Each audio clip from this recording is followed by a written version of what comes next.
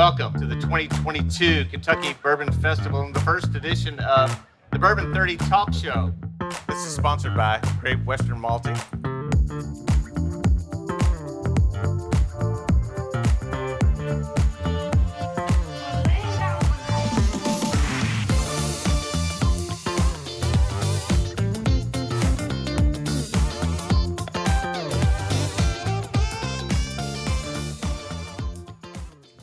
Good afternoon. Welcome to day 3 of the Kentucky Bourbon Festival, 2022 edition. This is the Bourbon 30 Talk Show. I'm Steve Coombs. I'm the Director of Content and Programming for the Bourbon Festival. I make little seminars like this and the ones that are in Spalding Hall, as the locals know it, otherwise the Brendiamo Penthouse, for the purposes of this event. I am so lucky to have with me this afternoon Jodie Filiatreau. It's not Filiatreau like I've heard before. Filiatreau, right? There's Filiatreaus and Filiatreaux, so we just kind of roll with it. Jodie, you're the artisanal distiller. Golly, starting off hard. Artisanal distiller at Evan Williams, right? Evan Williams correct. Bourbon Experience. Evan Williams Bourbon Experience, downtown Louisville. But you are a veteran of the business. You've been around how many years now? 40 years, a little over 40 years. Yeah, started in 1981, so 41 years. You were a wee babe when you started the booze business. Well, I was 20 years old, just had turned 20 years old, and working for a distillery and couldn't even drink legally. So I was.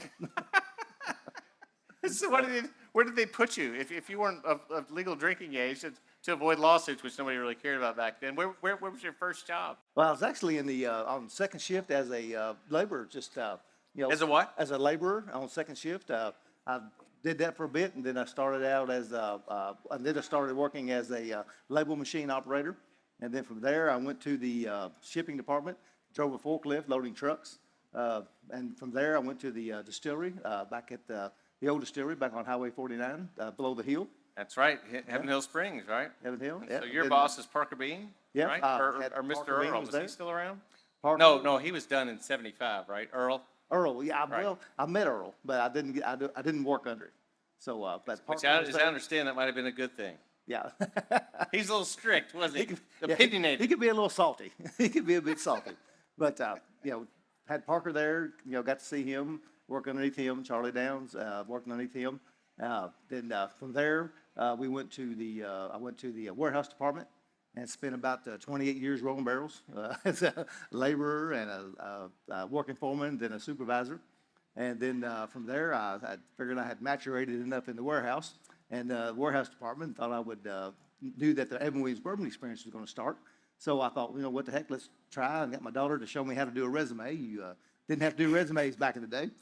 Got her to show me how to do a resume, and got hired as the assistant artisanal distiller under Charlie Downs. And Charlie had moved up to the artisanal distiller job. And that was in 2013, and been there ever since. So it's been a good time. Charlie retired back in 2017, and I moved up in his spot, and it's been fun ever since. Well, so the neat thing about that is you never went to get a formal degree, and you've climbed through the ranks of a very large company. I mean, that says a lot for the trade and the ability to learn on the job, does it not? It does. It really does. I've got a couple guys with me now, James Cox and Will J, and they've actually taken the course at the U of K and learned that distilling process. But I wish I'd have taken it back in the day. But there's something to be said for learning it from the ground up, because you have to get out and do the work. You have to get out and roll the barrels. You have to get out and learn the maturation process, and then you have to learn the distilling process. So it's learning from the ground up is the key to it, I think. Well, so you released your first whiskey at Evan Williams Bourbon Experience, Square One, or Square Six? Square Six. Square Yes. Six. Uh-huh. And what else is to come off the pot there? So what are we looking forward to? So the Square Six was a high rye bourbon. 36%, wasn't it? It was 35%. Which is what? Almost triple standard Right. Heaven Hill. Yeah, most times Yeah. standard is 10 to 12. So we were doing 35%, which is 52% corn, 35% rye, and 13% malted barley. And that was pretty unique. And the way that came about, we were just sitting back in the distilling area one day, and we got to talking about something new that we're going to do. And one thing about the bourbon experience, that we could do a lot of innovations there. So that was a lot of fun. So we came up with, I said, let's do a high rye bourbon. And we came up with a mash bill and produced it, and it turned into Square Six. Now, when that was released, you said that you would prefer to have been released at a higher proof. I think it's 95. Is that right? 95 proof, yeah. Right. Now, what did you want out of it that might have come from a higher proof? Well, I'm kind of like I'm a barrel proof fan because I like the cast strength. It just, that's basically as it comes out of the barrel. And I was just kind of a fan of that, but, marketing has their hand in it. We have our hand in it. And so it was a good compromise. So we were pretty happy with it. I was really pleased with the Square Six. It won a gold at San Francisco Whiskey Fest this year. And That's cool. I was pretty happy with that right out of the box. So I'll take that. And we've actually got a new release coming out in a couple of months. That's a new Square Six product, same label, but a new product. New mash bill. It's going to be a high rye whiskey. Nice. So we're really excited for that too. How old will that be? So that'll be we're about a 5 to 6 year taste profile. Nice. So and that's going to be like I say 95 proof also. I'm really looking forward to that. I think that's going to be a really big product. That's cool. That's cool. If for anybody who doesn't know what Square Six means, there's a little story behind that. Tell us that, real quick. Sure. So back in 1783, when Evan Williams, the first licensed distiller in the state of Kentucky, was deeded his land from the City Council of Louisville, he was deeded down on the Ohio River, a 6-block area, and on the actual deed in 1783, it's designated as Square Six. So that's how we came up with the name Square Six with our bourbon label. I think that's cool. So it's actually on the deed back then. So now you and I were talking a little bit ago about yesterday's barrel relay championships. Yes. You guys did pretty well. We did good. We did a good job. We had a good time. We had a women's second place, men's individual third place. Then we had the women's team came in second, and then our men's team won the men's team. Won the overall? Overall, yeah. So now you had been on the team for many years before you started coaching, right? Right. I started that back in '92. So I was a voluntold job. So that's how I got. What is it? It was a voluntold job. I was going to be the coach, and it was one of those deals that we've heard the term voluntold. Well, that's how I got to be the coach. I've never heard that saying. Oh, really? So I've been doing it ever since. So that's. So you've coached since '92? Yeah, I've been involved with it since '92. Yeah. All right. So the Bourbon Festival started in '92, right? Well, Is that correct? it was originally before that because it was something that the Chamber of Commerce, was involved in, and then the Bourbon Festival was formed and got involved in 92. So tell me this. Let's get the silly prop in line to have the camera shots correct, right? How long? I mean, so the barrel relay's been going on since '92. Yes, at least 91. How many championships has Heaven Hill won? Oh, several.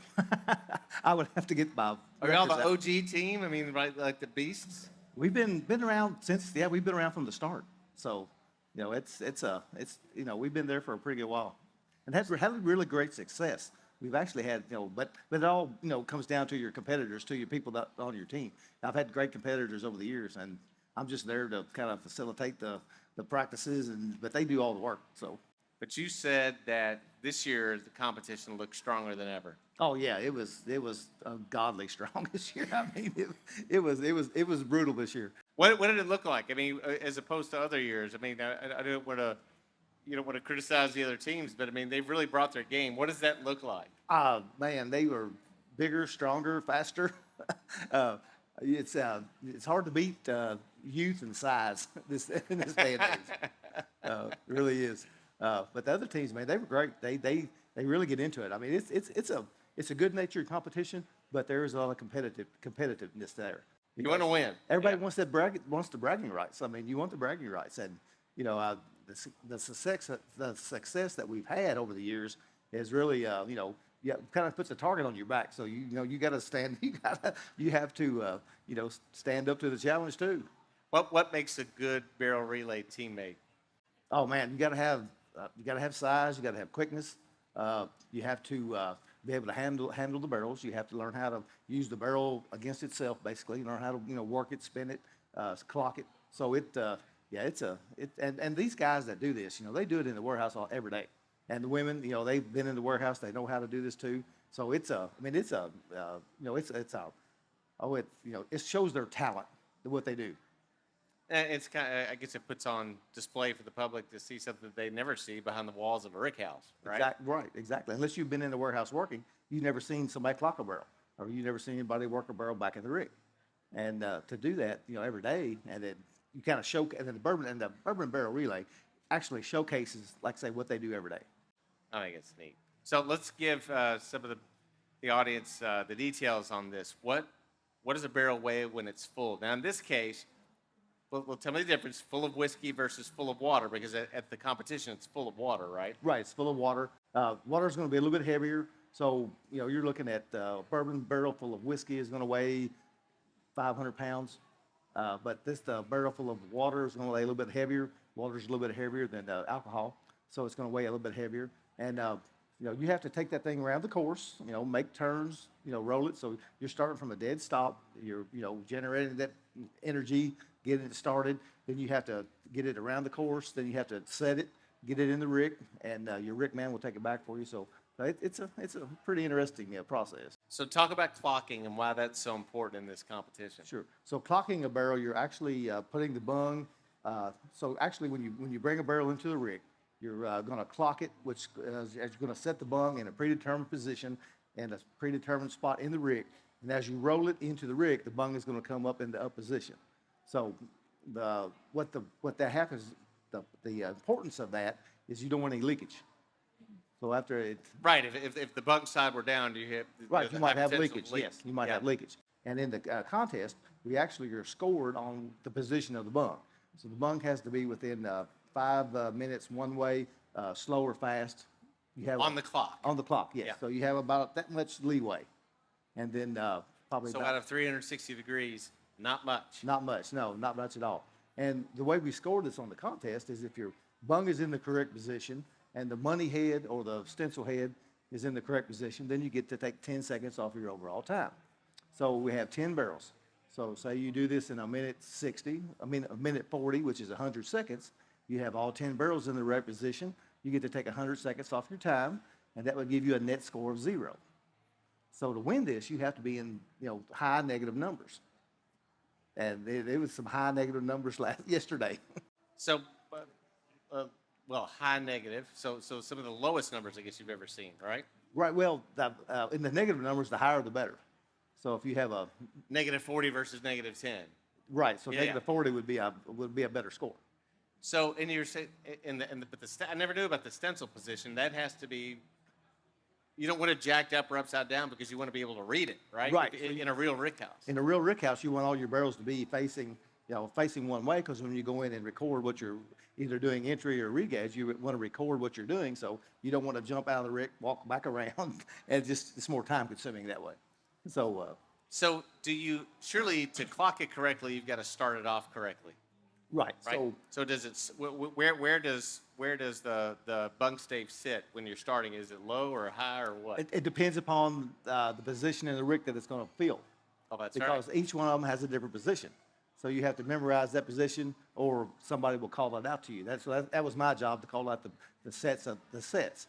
So your first barrel might set at a quarter over. Your second barrel might set at 20 up. So each position as that space as that barrel goes into that rick, you're using up the space of the rick. So each position has a different setting.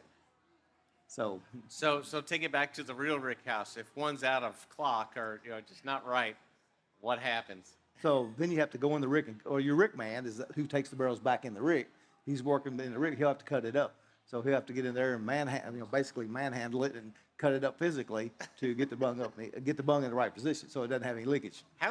Can one person do that, or do they have to have somebody on each side?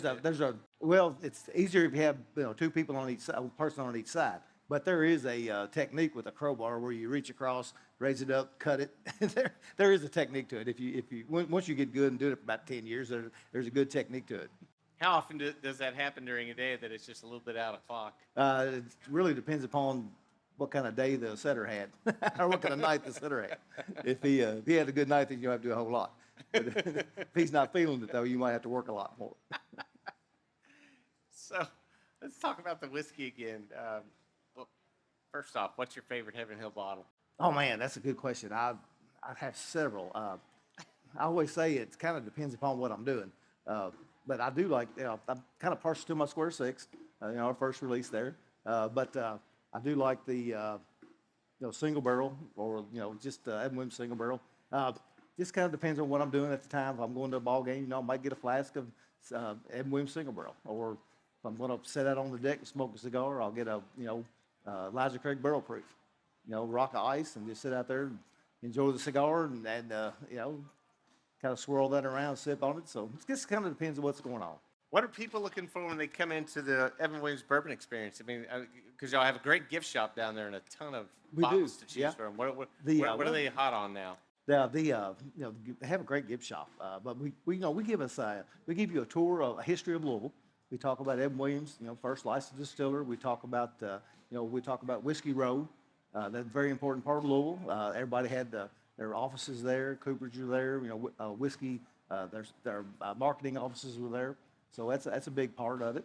We do tastings there also, and then we talk about Prohibition, the dark times of bourbon, and we have a tasting room so you can taste the products that we have there, and like Disney World, all good rides in retail. So, and the retail shop does, we have some very interesting bottles there for people to come in and purchase. Now, do you guys have people standing in line outside like they do? Occasionally, we will. Most of our we'll have a new release of something like the Derby bottle. We'll have some people. We partner with the Kentucky Derby Festival and have a bottle of single barrel every year, and we'll have some lines for that. For the majority of the time, you have pretty good access in and out. So let's talk about the fire, because you were an employee during the fire, yes. right? Mm-hmm, Fire of night, was it November 7, 1996? Right. Yeah. I was actually in the warehouses working that day with a crew. We got a phone call that one of the warehouses were on fire, and we said heck, we went out there and checked it out, and it was on fire, and so we got the crews safe, got them safely up on site, up on the hill, and then moved all the vehicles out of the way and opened up all the warehouses for the firemen to come in and check everything. But that day was really blustery day, a lot of wind, 50-mile-an-hour winds. It was just a crazy day. When that first warehouse collapsed and was burning and collapsed, we actually had whiskey running down the hill because that was up on top of the hill, and below the hill was the ditch line. Right. Whiskey ran through the ditches, and while that was going on, the flames were bellowing up, and then it started catching the next warehouse on fire. Because they're just bent over. With Right, the wind. it just blew blew to the next warehouse, and that's just a chain reaction all the way down the line. But as that warehouse collapsed, that whiskey was running downhill. It caught another warehouse below the hill on fire, and then there it jumped the road after when that warehouse collapsed, caught our system room on fire, and then went down the hill, caught the distillery on fire, and actually had the creeks below us had a river of fire running down through the creeks. Well, Rowan Creek, yes, yeah. exactly. Yeah. So it was it was a crazy day. I mean, it was unbelievable what happened there. But one thing that we were really proud of, though, we're not proud of, but we're really lucky and grateful that we didn't lose anything. Nobody lost their life. Nobody was injured. We lost 7 rick houses, over 90,000 barrels. 92,000 barrels. 92,000 barrels, but nobody lost their job. We actually had a meeting the next day. Max told us everybody had a job. They were going back to work. We went back to work the next day. And we actually had people, calling us, asking, what can we do to help you out? What can we, we had other distilleries calling us and said, can we, do you need us to make whiskey for you? Do you need barrels? What do you need? Do you need equipment? What do you need? And that was really amazing.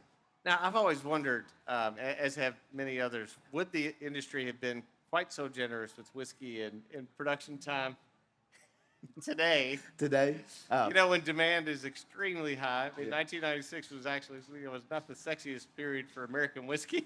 They had some extra capacity. Everybody had some extra capacity. Yeah, that's a good question. Hopefully, we won't have to answer that. Right. But I think that you would have. I think you would have the same. Certainly the same spirit of wanting to help. Yes, exactly. Yeah. I know that Mike Sawney told me he and I think was Chris Brownie working back then. I believe Chris was working on it. I think they were on top of the bottling plant with fire extinguishers. Yeah. Told You know, if anything falls down, y'all got to hit it with some fire extinguishers. You said the Right. storm's going on. What were you doing? Were you Well, I was in a actually, safe place and watching, or what? I was actually, kind of right in the field watching it. We actually followed the alcohol down the ditch line.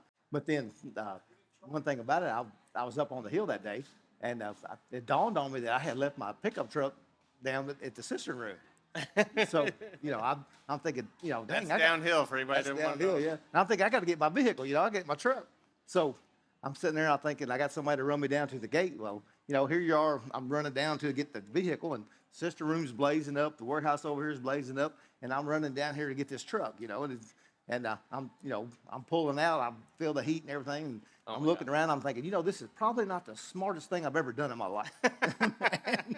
But I probably got the truck and saved my vehicle anyway. But I'm thinking, it's pretty stupid to go down there and save that. But hey, I'm good. I'm back. I'm here, so I'm good. But you said there were like car wheels that were melted to the ground.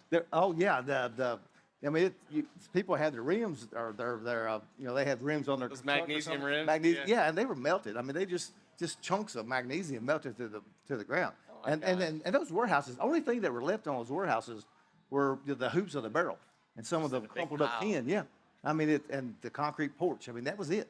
Everything was gone. I mean, it's just amazing how much heat that put off. Now you told me one time too about you were a warehouse worker then at the time, right? Right. Well, And- a supervisor.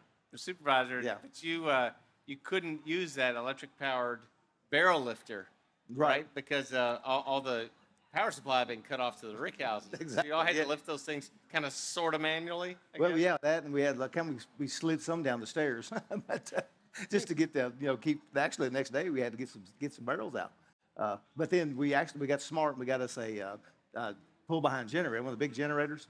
So we would pull it behind with a vehicle, my truck basically, go to the warehouse, wire it into the to the panel on the house, fire that generator up so we could have power to the warehouses so we could do some production. But when something like that happens, you adapt and overcome, and that's what we did.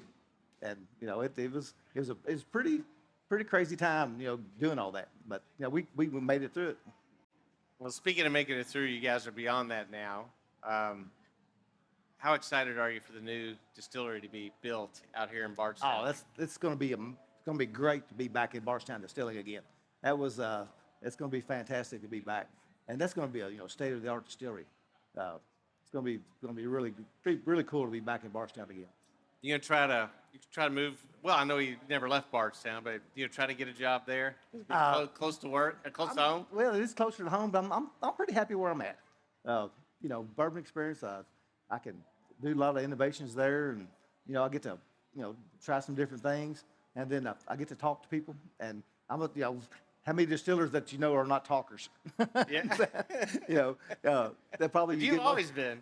I've always So I love talking to people and interacting with people. That's a fun. Is that part. right, Mrs. Filiatreau? But I thoroughly enjoy talking to people and interacting with people, so I'm pretty happy where I'm at. Oh, that's cool. Yeah. That's cool. So you said some innovations. Give us a peek into that. I know you talked about the rye whiskey coming out. What else is going on there? Sure. It's your 1 barrel a day shop. Yeah, we do 1 barrel a day. But we've actually just finished up a run of rye malt whiskey. So we've actually taken, we did a So it's 100% malted rye, isn't it? 95% rye Right. malted whiskey. Yeah. Uh-huh. And that was pretty fun. That was a whole different mash bill, whole different way of distilling. We've done like I say 3 different kind of rye whiskeys: a 53, a 63, and a 70%. We've also done some flavored malts. We've taken the rye out and added flavored malts to change up the taste profile a little bit. Did 2 different kind of wheated bourbons, a 16 and a 20. So yeah, but you do like that innovation. Yeah, it's fun. We'll take some different barrel chars. We've done number 5 char, number 4 char. We've actually taken I've actually got some barrels ready to be filled that are number 1 char. So then we'll do something with the woods. We'll do a chicken oak. So why would you do such a low char like number 1? Well, we talked to our partners at Independent Stave, and they came to find out that number 1 char it ages faster and a little bit sweeter, and it kind of gives you a different taste profile. Because if you do heavier char, it takes longer to penetrate that and get into the red layer, down to the wood and get into the red layer. And, but a number one char, it's not quite, you can age a little faster.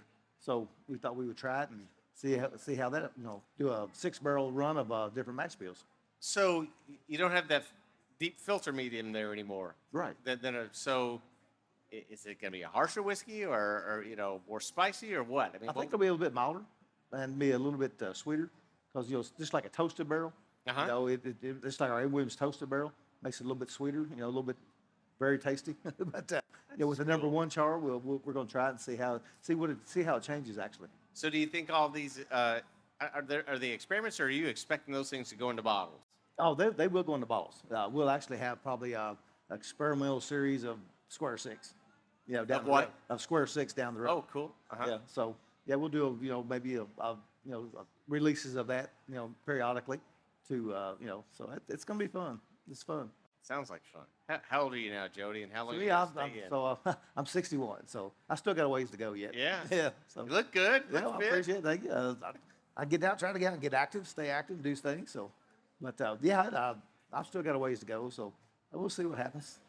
Well, speaking of getting older, this is our 31st year at the Bourbon Festival. What do you think of this new format?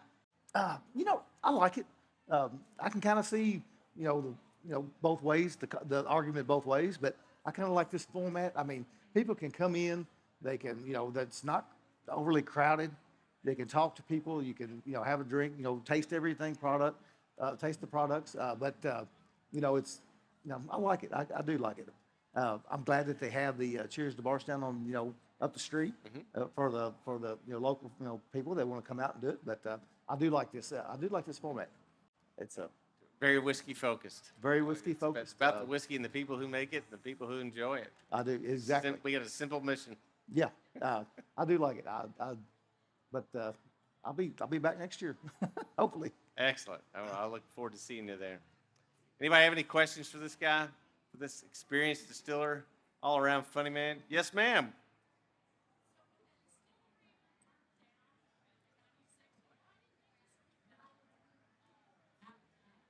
So, well, it was so.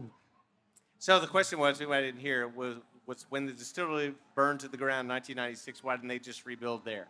So, that whole area was just devastated. And it was below the hill. It was kind of in at the bottom of a valley, yeah. And it was just, if you built back there, you were so limited on what you could do. So, when the Bernheim distillery came available, that was at the time, the largest, single site, most modern distillery going. So they bought that and just, expanded on that. So it was much, like I say, just basically location, then you had more room to deal with what you had to work with at Bernheim. Right. And you guys have, Charlie Downs also talked a lot about that site, that it was difficult for the trucks to get into. It really was. So it was at the bottom of a hill, and that was a busy road, and it's very tight. You didn't have a lot of room. So where we're at now at Bernheim is a whole lot better place. Yeah. And I'm sure money. Right. I mean, yeah. To build back something like that, I'm sure even back then would probably be 30 million. Who knows? I mean, who knows? So if it's 25%, if it costs 25% of what this new one costs. But. Right. So. And for anybody, I love this line. I keep saying in some of these presentations. I interviewed Kate Latz, now the co-president of Heaven Hill, and I asked her. We were talking about the bourbon boom and people saying, "Oh, it's got to end sometime," and I don't think anybody out here in your lifetime is going to end. She said, if we could just get 1% of the Scotch market, it would pay off that $130 million distillery in one fell swoop. Yeah. That's how much room there is to grow. This isn't stopping. Isn't that amazing? Well, just think about this. At Bernheim, they're making 1,500 barrels a day. And you got to have a place to put those 1,500 barrels a day.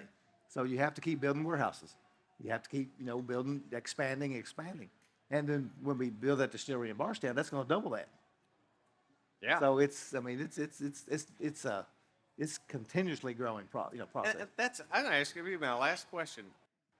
Mike Sawney, who's the retired master taster, had said that those new rick houses out there in Cox Creek were getting amazing results. Yes. Is that what you guys are hearing? You're still happy that they believe better air circulation was just producing better whiskey already? Right. So you probably haven't had any of those yet, have we? We've actually tasted some. No, I mean, we have, we Oh, the no, public, y'all have, yeah. yeah, the And maybe public it's has- 5 years old, maybe. Right, public hasn't got the taste of that, but it's a fantastic spot because it's one of the highest points of Nelson County.